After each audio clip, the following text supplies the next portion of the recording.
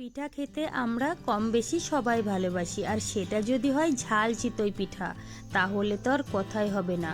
বন্ধুরা, শুধুমাত্র 10 মিনিট সময় থাকলে আপনারা যখন তখন এই পিঠাটা তৈরি করে নিতে পারবেন। খেতেও কিন্তু ভীষণ ভালো হয়েছিল। চলুন তাহলে শুরু করা যাক। এখানে নিয়েছি 1 বাটি আতপ চাল।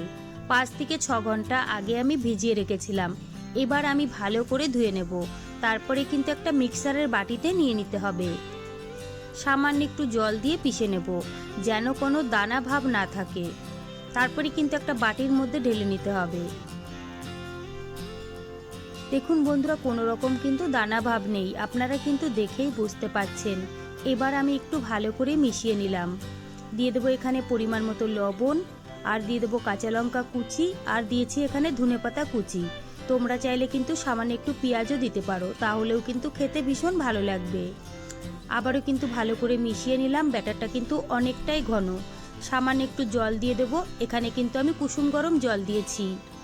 চিতই পিঠার ব্যাটারে কিন্তু অবশ্যই কুসুম গরম জল দিতে হবে, না হলে কিন্তু পিঠাগুলো ফুলবে না। সামান্য একটু বেকিং পাউডার দিয়েছি, এখানে কিন্তু বেকিং সোডা না। আবারও কিন্তু ভালো করে মিশিয়ে নিলাম। ব্যাটারটা কিন্তু আমাদের একদম রেডি হয়ে গেছে। এখানে একটা আপ্পা মেকার নিয়েছি, সামান্য একটু তেল আর জল মিশিয়ে রেখেছিলাম। এবার আমি ভালো করে লাগিয়ে নেব। এবার আমি হাফ চামচ করে ব্যাটার দিয়ে দেব। বন্ধুরা, গ্যাসটা কিন্তু মিডিয়াম করে রাখতে হবে, না হলে কিন্তু নিচের দিকে পুড়ে যাবে, খেতে কিন্তু ভালো লাগবে না।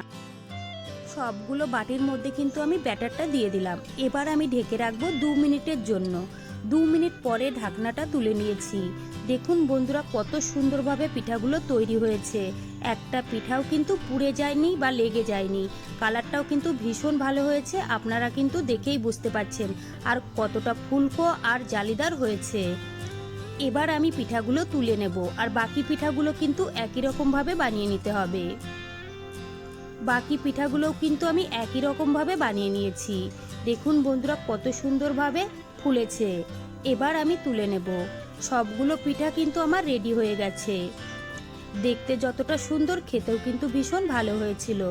বন্ধুরা, একবার হলেও কিন্তু এইভাবে পিঠা বানিয়ে খেয়ে দেখবেন। সত্যি বলছি, বাড়ির সবাই কিন্তু পছন্দ করে খেয়েছিল। এবার একটা পিঠা ভেঙেও দেখিয়ে দেব। দেখুন বন্ধুরা, ভিতরটা কতটা জালিদার হয়েছে। তো বন্ধুরা, আমার রেসিপি কেমন লেগেছে কমেন্ট করে জানাবেন। চলুন তাহলে ভিডিওটি আমি এখানে